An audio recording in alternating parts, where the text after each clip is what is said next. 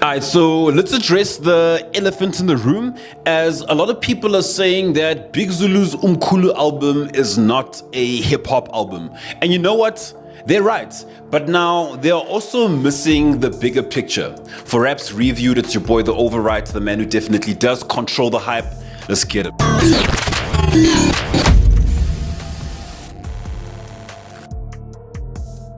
Because what Big Zulu is doing over here is something that South African hip-hop has always done at the highest level, the crossover sound. Now, let me just break that down quick fast, because if you want to blow up in South African hip-hop, not just respect it, but actually reach the masses, you need a sound that actually connects beyond your niche. And we've seen this before.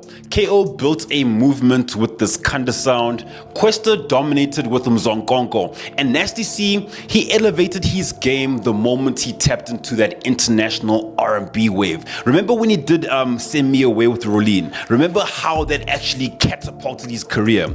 Now that's that whole concept of a crossover sound. Now when you listen to Umkhulu, you need to understand the audience that Big Zulu is actually talking to. This is not Santon hip-hop, this is not lyrical miracle rap, this is Zulu, Emakaya, taxi rank, Kasi roots music. Now this is the sound that travels, this is the sound that lives in the street. And from a strategic point of view, you actually need to give him his props, because this sound over here is aligned with his brand, and it's also aligned with his label, and it's also aligned with his audience, because it actually wouldn't make sense for Big Zulu to start trapping. Now let's just talk about the lyrical content, because this project over here is clean, it's family friendly, and it's deeply rooted in storytelling. It feels like home even if you've never been to Emakaya. It sounds like you've been there, right? And there are moments on this project that could easily live in films, in TV series,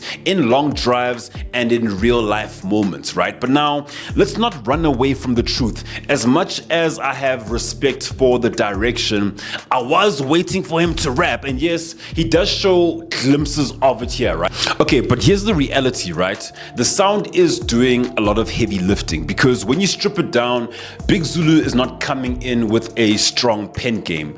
And if you are here for the bars, dog, you're gonna be disappointed as fuck, bruh. But if you understand the South African music landscape, if you understand the concept of crossover music, this project makes perfect sense. And I gotta salute Big Zulu on one last thing, right? That last joint called Bars, featuring Maraza, Zakwe, and Ma7, bro. Yo, Big Zulu brought out Ma7, bro. Like, yo, and I know that the game right now does not know who Ma7 is, bro. In fact, I knew Ma7 before I even heard of Big Zulu. I grew up listening to Ma7. Every time I came to the hood, the niggas in the hood were listening to Deep Soweto. So if you want to know who Ma7 is, man, in my humble, not so humble opinion, bro, I could define or describe him as the godfather of Kasi rap, you know, along with your Sia Shezis, your Chaka Dollars, and you know, the whole lot, your F-Eazies, the whole gang, right? And for him to bring him out, bro, that's hip-hop heritage, and it forces his audience to go find out who Ma7 is. And what's pretty dope about Ma7 is that he does have a strong catalog, you know what I mean? And also what's pretty dope about their whole situation, the whole movement, is the fact that Big Zulu always brings them out to actually perform, which is really, really dope. And also, let's be real, it's quite funny how Big Zulu called that last song Bars, right? It was supposed to be 200 bars, but then Big Zulu actually has not been the same ever since he got smoked by literally everybody in the game. You know what I mean? Like Duncan gave him the smoke, Questa gave him the smoke, KO gave him the smoke, F-Eazy gave him the smoke. You know what I'm saying?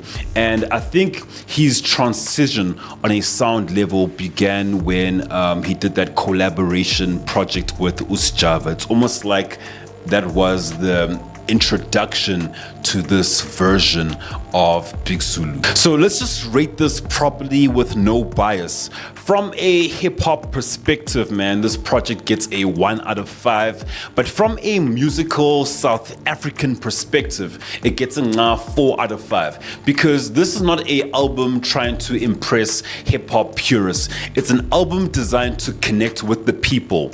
And the real question over here is, do you want bars or do you want impact?